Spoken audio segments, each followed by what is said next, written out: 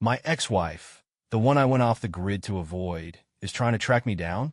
I'm not entirely sure why I'm even telling this, but maybe now that I've moved on, someone else might find it helpful. I'm 30 years old. I found out my wife, she's also 30, was having an affair. We had been married for 3.5 years. I worked on contract jobs that sometimes required frequent travel, but I could also work from home whenever I wasn't on the road. My wife, on the other hand, held a well-paying position as a technical sales director. From my perspective, we had a solid marriage, though the strain of my business trips and her increasingly long hours started wearing us down. Let me give you a little backstory. I met my ex-wife 5 years ago at a barbecue hosted by a mutual friend. We struck up a conversation, and the connection was instant. Honestly, I thought I'd hit the jackpot. She was beautiful, smart, and had this energy about her. Somehow, she was into my rough-around-the-edges personality. A few weeks into dating, we couldn't keep our hands off each other. Every time we met at one of our apartments, our clothes barely stayed on for more than a few seconds. 18 months after we started seeing each other, we got married and moved into a larger apartment, saving up for a house. But by the time we hit 3 years of marriage, something started to shift. I was still crazy about her, but I began noticing how often she picked fights over trivial things. Anytime I brought up her late nights at work or the increasing number of corporate events, she'd get irritated. She chalked it up to the price of success, climbing that career ladder. That's what she always said, at least. Her argument was that I had no right to complain since I was away on trips for weeks at a time.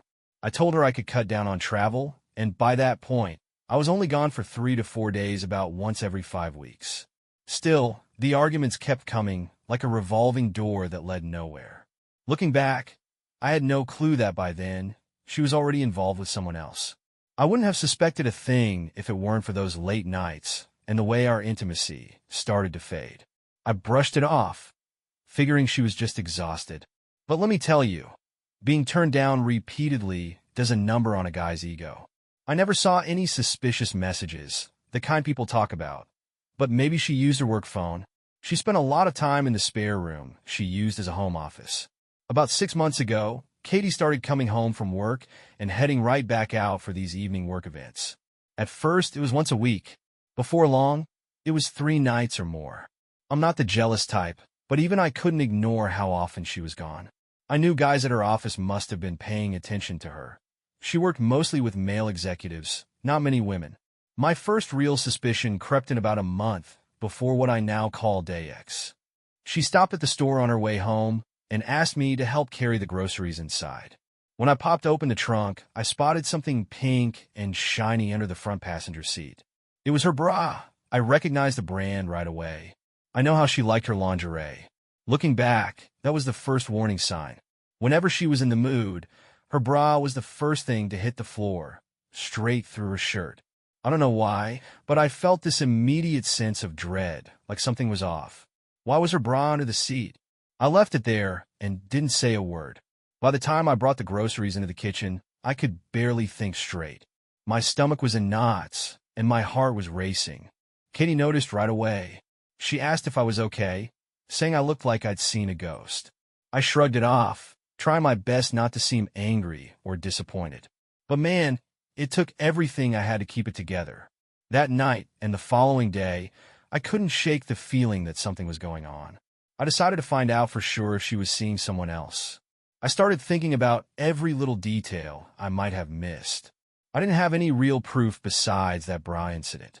We live in a pretty big city, and her office was downtown. I tried to push the thought of her cheating out of my head, figuring I'd focus on her more. Maybe that would help. One Friday after work, I decided to surprise her. I made a nice dinner, set the table with our best dishes, silverware, and candles. Picked up a good bottle of wine and a bouquet of roses. She came home at her usual time. I pointed to the dinner and everything I'd prepared. She gave me this sad smile and apologized, saying she already had plans to meet some co-workers at a local bar. She offered to grab a quick bite with me before she left, but said she needed a shower first. I can't even describe the storm that brewed inside me at that moment. I stood there speechless. The anger was boiling over. I couldn't hold it in anymore. While she was in the shower, I took my work phone and hid it under the back seat of her car. I'd been toying with the idea for a few days, thinking it might help track where she was going. After that, I tossed the dinner and the flowers in the trash. She came out of the bathroom, looking stunning, as always. Dressed up, hair perfect, ready for her night out. She smiled and said, "Let's eat." I shook my head. "Don't bother. Go meet your friends." She gave me a strange look. "Are you mad?" I told her I was hurt, that she never wanted to spend time with me. She rolled her eyes and told me to stop acting like a child, throwing in some sarcastic remark about my temper. I just stood there, thinking how stupid I was to believe she'd actually want to have dinner with me. She laughed under her breath, grabbed her purse, and walked out, slamming the door behind her. The second she left, I pulled out my second phone and started tracking her. Sure enough, she stopped about 20 minutes away at a bar she frequented with her coworkers. I decided to drive there and see for myself. And there it was, her car parked right out front. I found a spot across the street and sat there, watching. I felt like some kind of stalker, but I justified it. I needed to know. I couldn't keep living in this fog of doubt. An hour later, she walked out of the bar with another man. I recognized him, one of the senior managers from her office. He wrapped his arm around her waist, pulled her close, and kissed her. I felt like the ground dropped out from under me. My whole body froze. They walked to another car and got in together. I followed them as discreetly as I could when they pulled out of the lot. About 10 minutes later, they pulled into a hotel. I parked on the street and watched as they held hands, walking inside like a couple without a care in the world. That was it. I had seen enough. I slammed my fists against the steering wheel over and over. I don't even know if I blacked out or just felt nothing. Eventually, I snapped out of it. I needed a drink. I drove out of town just trying to process everything I'd witnessed. I'll admit it, I cried like hell. About 30 miles from home, I spotted a small bar off the highway. I pulled in, sat at the counter, and ordered a drink. I must have looked awful because the bartender, a woman with sharp eyes, gave me this sympathetic look. "You look like you've been hit by a truck," she said. I let out a bitter laugh. "Yeah, something like that." A guy slid onto the stool next to me and struck up a conversation. I wasn't in the mood to talk, but something about him felt trustworthy. Eventually, I spilled everything. The cheating, the hotel, how I wanted to leave her and forget she ever existed. He patted me on the back and said, "Man, you're not alone. I went through the same thing a few years back. I'm telling you, sometimes this stuff happens for a reason." And then he looked me straight in the eye and said, "You know what? Your life can change now," Ray said, his voice calm but certain. "For better or worse. That part's up to you." Something about those words snapped me out of the fog. I still felt the sting, but I've always been the kind of guy who can take a step back and look at things logically. And Ray was right. We introduced ourselves. His name was Ray, a country guy, simple, straightforward, and the kind of person I instinctively trusted. He had that no-nonsense, salt-of-the-earth vibe I really respected. Then he asked, "So, when are you moving out?" That caught me off guard. I hadn't even thought that far ahead. But the second he said it, I knew. There was no way I wanted to stay near Katie. I was buzzing with that fight-or-flight energy, and all I wanted to do was get the hell out. Ray leaned in. "I'm sorry you're going through this," he said, "but I've got an idea. I've got an old trailer on my property. It's not perfect, needs a little work, but you could stay in it for a while if you need to get away. I'll make you a fair deal, and there's a good spot for it on my land. Plus, you'd be doing me a favor keeping an eye on the place." He smiled. "Mighty you good to get some space. Think about it." I sat there for a few minutes, letting the idea roll around in my head. The bartender, who'd been quietly listening to our conversation, grinned. "Sweetheart," she said, "if I had a chance to escape my crazy ex, I'd jump at the offer. A trailer in the middle of nowhere sounds like heaven to me." I felt like I'd stepped into some alternate reality, but maybe that's exactly what I needed. I told Ray, "I'll think about it. Maybe I'll come by and check it out." We said goodbye, agreeing to meet in a few days at his place. For the first time in weeks, I felt like there was a way out of the nightmare. My heart was still heavy, but I knew one thing for sure. I'd never, ever want Katie back. Cheating was a line I couldn't cross. When I got home that night, Katie was already there. I dropped onto the couch, exhausted. She walked out of the bedroom, arms crossed. "Where were you?" she asked. "Ich glänzte hier." Where were you? Her expression flickered, just for a second before she recovered. "I went out for drinks," she said casually.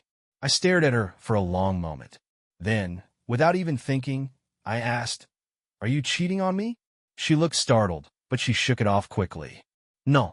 Why would you ask that?" I shrugged. "I heard something from someone I know." Her eyes narrowed. "Who told you that?" I leaned back. "Does it matter?" She scoffed. "This is ridiculous. You're drunk. You're imagining things." Then she shot the question right back at me. "Where were you tonight?" "I was at a bar. With friends," I replied. She stared hard at me like she wanted to press further. But eventually, she just shook her head and went back to the bedroom. I stayed on the couch. I wasn't about to share a bed with her.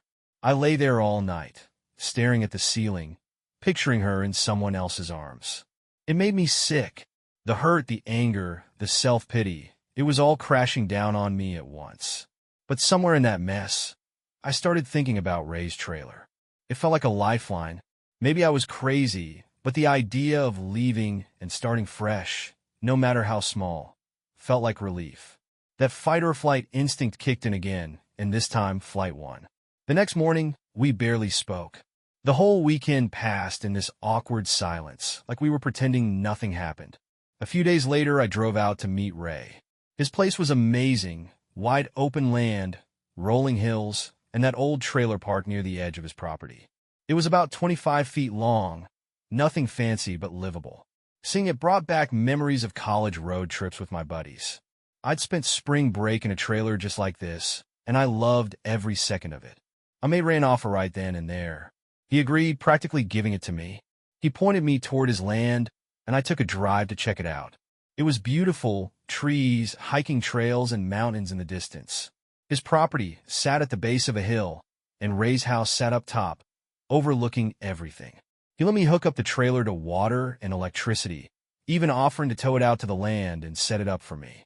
Over the next few weeks, I tried to get Katie to confess. But every time I pushed, she spun it around, twisting the truth, gaslighting me at every turn. Finally, I told her straight up, "If I find out you're cheating, that's it. There's no coming back from that." Instead of coming clean, she just doubled down. The lies kept piling up. I wasn't stupid. I knew the truth. But hearing her lie so easily, so convincingly, only made me more certain I needed to leave. Her excuses were so ridiculous at times that I almost wanted to laugh. I had no concrete evidence of her affair, and I kicked myself for not snapping a few pictures of them together that night at the hotel. While I stewed over everything, I realized something. I wanted out. I was done.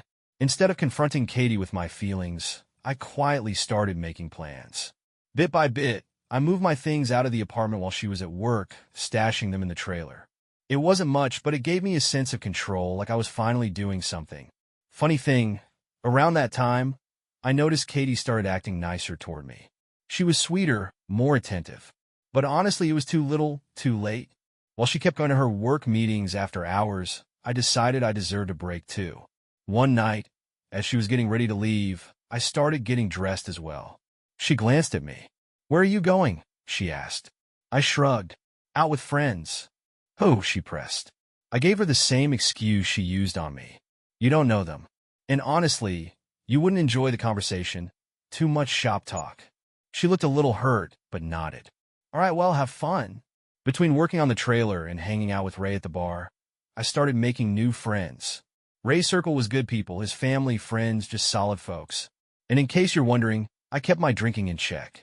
I wasn't about to drown in self-pity. That'd be too easy. Not long after, Katie told me she had a business trip coming up the following week. "Who's going with you?" I asked. "Oh, the testing team and a few department heads," she replied casually. I didn't even blink. I just looked at her and said, "Hope you have fun with your boyfriend." I regretted it the second I said it. It blew up into a fight, yelling, accusations, the whole thing. I wanted to know more about the guy she was with, but as Ray told me one night, it doesn't really matter who the other guy is. What matters is she crossed the line. She broke it. She can deny it all she wants, but the facts don't change, brother. Honestly, Ray could write a book on dealing with betrayal. Her trip gave me the perfect window to clear out for good. The day she left, I packed up everything I cared about: clothes, work gear, computers. I didn't touch the furniture. I wasn't interested in anything except getting out. Before I walked out that door for the last time, I wrote a note.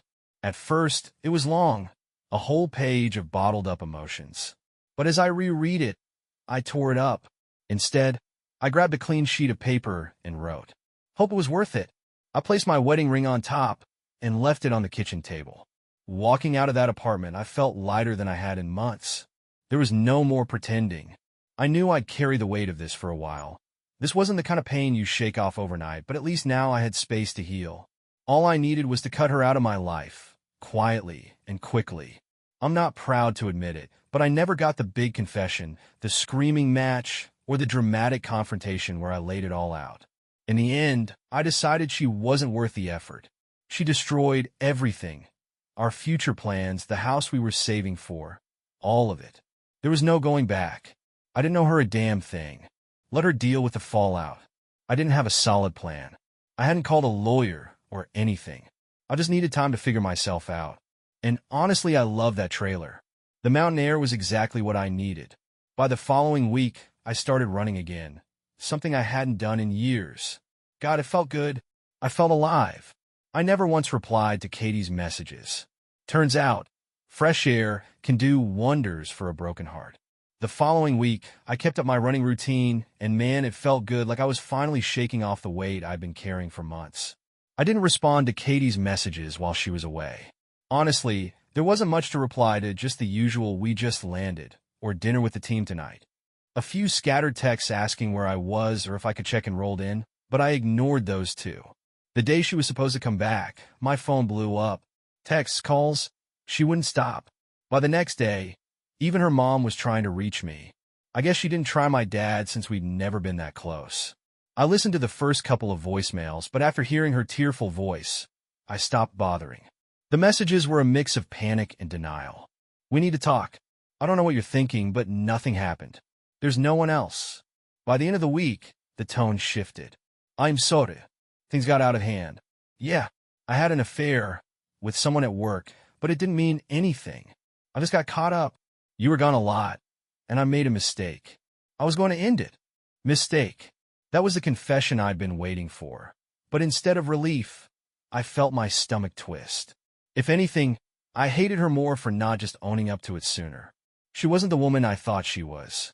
Affairs don't last 6 to 8 months, or longer, and still get called mistakes. Her desperate pleas to fix things grew pathetic fast. A couple of weeks later, the messages stopped.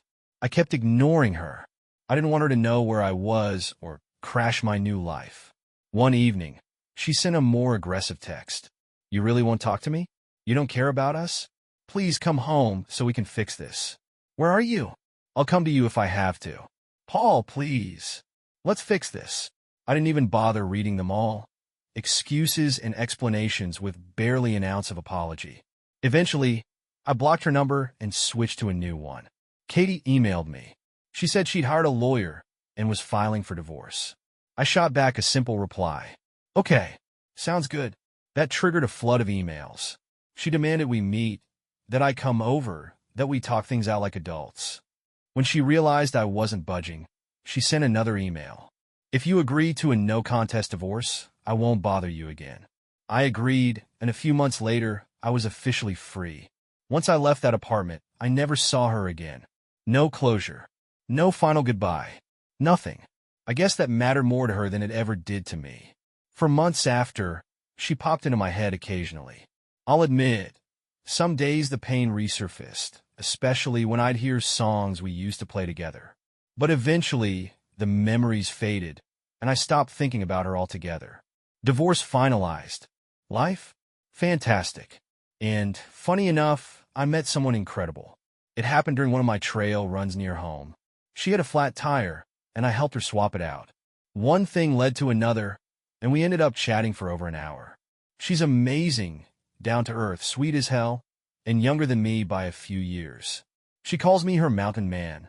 I'm not rushing into anything serious, but I'm not shutting the door on new relationships either. I'm still in my trailer, and honestly, I don't have any plans to change that. My life is simple, and I love being out here surrounded by nature. It's helped me heal from the divorce, the betrayal, all of it. Everyone deals with this kind of pain differently. I consider myself lucky. No kids. Just 3 years of marriage down the drain. If you ever find yourself in this situation, don't stay stuck. Move on. You don't have to live with someone who cheats. I didn't. And I'm better for it. Everything gets better when you work on yourself. I wish everyone the best life possible. As I mentioned earlier, I was worried that my ex-wife was trying to track me down, maybe to reconcile or something along those lines. I had moved to a new place about 2 hours away from where I used to live. Last weekend, I saw her at a coffee shop I frequent in a nearby town. I had a feeling her being there wasn't a coincidence. Luckily, I managed to leave before she noticed me. Later that weekend, I went back to town for groceries and stopped by the same coffee shop to work on some documents using their free internet. After finishing up, I stepped out and was heading to my truck when I heard someone shout, "Paul?" I looked across the street, and sure enough, there was Katie, my ex-wife, waving at me. Armageddon had finally arrived. I froze in shock.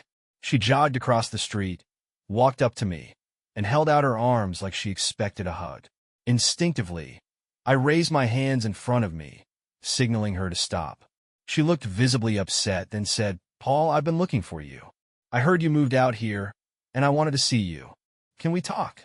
Guys, I felt cornered, really, so I gave in and said, "All right, let's find somewhere to sit and talk for a minute." She asked if we could go to my place, to which I flatly said no. Instead, she followed me to a bench near a small shop down the street. She started by commenting on how much I'd changed, how she liked my new look, the beard, and everything. She said she noticed how I'd gotten fitter, how much more put together I looked. She was laying on thick, and yes, she looked damn good, I won't lie. She had on those short shorts, a tank top, and her hair tied up in a ponytail, the way I used to like it. My gut was screaming at me, and I knew she was cranking up the charm full force. I held back, trying to see where this was going. She started apologizing for the whole cheating ordeal. Said karma hit her hard after I left. Apparently, word of the affair got out at her job, and things got so unbearable that she had to quit.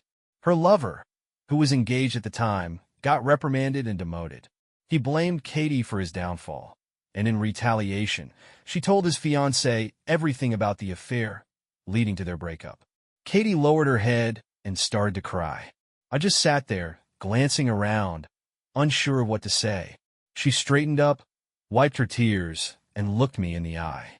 She said she wanted to explain that she never meant for the affair to happen.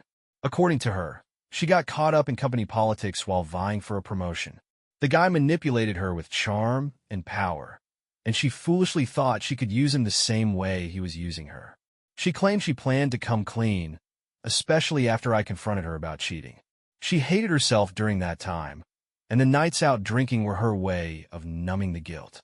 Katie told me that after I left, she felt stupid, alone, like her heart had been ripped out. She said she immediately cut things off with the guy, but since I refused to answer her calls or texts, she had to find me to try and make things right to start fresh. She knew we were divorced, but she thought maybe there was still a chance for a new beginning.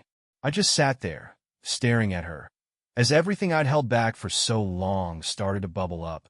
I'll retell the conversation in my own words. "How dare you think you can just show up here and erase everything you did?" I said, my voice sharper than I intended. "You expect me to forgive all the crap you pulled that destroyed our marriage? I told you, if you ever cheated, that would be the end. No forgiveness, no second chances. You killed everything the moment you crossed that line." I could see the tears welling up in her eyes, but I didn't stop. "Who do you think I am, Katie? I followed you one night. I saw you walk into that hotel with him. Did you know that?" At that point, I realized my voice had risen loud enough to draw attention. A couple of people nearby turned to glance in our direction. Katie broke down, clutching my arm. Through her sobs, she choked out, "I didn't know. I don't want to leave. I want to keep talking. I need to know that things are clear between us. Please, Paul. I know you probably don't want to hear it, but I love you. I didn't realize how much until you left and broke me. I know I broke you just as badly, and I can't forgive myself. I don't want to forgive myself for the rest of my life." Her breathing became heavy, and the tears wouldn't stop. I did the only thing I could think of. I pulled her in and hugged her. "Yeah, I know. But in that moment, it felt like the only way to calm her down. And that's when it hit me, she really was broken. I could feel it, the same way I had been. We started walking, and I led her to a quiet, secluded trail nearby. The fresh air helped her calm down, and after a few minutes, she wiped her face and took a deep breath. You glänzt hier. How did you find me, Katie? Did you hire a private investigator? A faint smile crossed her lips. No, but I thought about it. She explained that she ran into Stacy a couple of weeks ago and casually asked how I'd been doing. Apparently, Stacy let it slip that she'd seen me around. Katie pressed for details, and despite Stacy trying to keep quiet, since I had specifically asked her not to say anything, Katie didn't let up until she got every last bit of information. All Stacy really knew, Katie admitted, blushing slightly, was that she saw you in this town and figured you must live nearby. So, I started coming out here on weekends, hoping to run into you. I couldn't help but smirk, shaking my head. Damn it, Stacy. She can't keep a secret to save her life. Katie gave a small, sad laugh, brushing her hair behind her ear again. Part of me still felt that tug of old familiarity, the way she used to laugh, the way she'd look up at me like I was the only person in the world. But I pushed that feeling down. That wasn't us anymore. We ended up going to dinner, finding a cozy little spot with a terrace. I made sure we didn't drink. The last thing I wanted was for her to use alcohol as an excuse or claim she was too drunk to drive home. Surprisingly, we had a good conversation. It was honest, probably the most genuine talk we'd had in years. After dinner, I walked her to her car.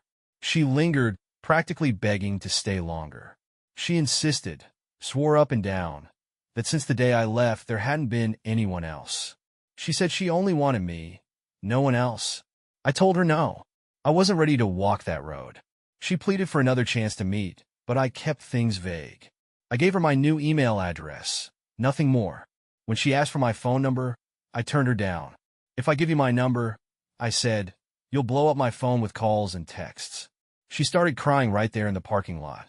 Katie said she'd come back next weekend, hoping I'd want to see her again. I didn't say anything to that. Before she left, she said she'd send me an email with the time and place. Then, as she turned to go, I asked her something I'd been holding on to for a while. Would you have forgiven me? I said, if I was the one who cheated. Katie froze, visibly taken aback.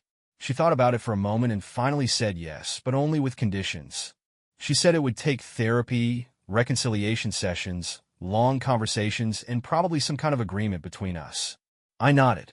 Maybe I could do that, I told her, but it would take 5 to 10 years for me to even consider it. Katie looked at me without hesitation and said, if that's what it takes, I'll wait. She took my hands, looked me dead in the eye, and said something that honestly shook me. Paul, I will always love you. I'll do whatever it takes to prove it. And then she walked away. I haven't been able to shake her words since. She said it with so much conviction, and yet, I still can't picture myself being with her again. Even now, I can't see her as a friends with benefits kind of deal. Maybe a friend, but nothing more. I'm not sure we'll ever be anything again. Call me weak if you want, but I rarely hand out second chances. I went home that night, went for a long run, cracked open a couple of beers, and felt, honestly, okay. But can someone guarantee me that I'll stay okay? Can anyone promise she won't destroy the balance I've finally found? I don't know. I really don't. The wound's still too fresh, but at least I've got time to figure it out. For those wondering, yes, she really did come back to try and make things right. Some of you thought I'd fold, that I'd be a beta, take the blue pill, forgive her, and crawl back. Sorry to disappoint. Last week, she wrote me a long letter. She poured her heart out, professed her love again, admitted to the affair for the 1000th time, and apologized. She wanted to come spend the weekend with me. I told her no. Right now, I'm perfectly happy with my quiet, solitary life out here in the middle of nowhere. I'm not interested in complicating things. I enjoy dating casually, spending time with friends, and at 32, I don't see any reason to rush into anything. I'm on my own path, figuring out who I am, and I plan to keep following it. I replied to her letter, laid everything out in plain terms. I didn't give her my new phone number. I told her I had no intention of reconciling. She burned that bridge the second she decided to cheat. I don't trust her anymore. And the truth is, I don't know her anymore. I wish her the best and told her that maybe, someday, we could be friends. That bit of uncertainty, it infuriated her. Her response said a lot. Sure, she was frustrated and disappointed by my decision, but she also let slip that she'd accepted a job offer in another state. Turns out, her real goal all along was to convince me to go with her.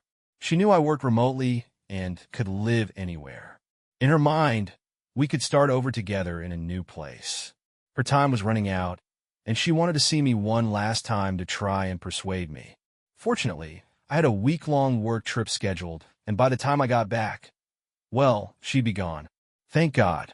Now she'll finally disappear from my life. I imagine she'll send a few more letters, but eventually, she'll realize it's over. She'll have to find someone else.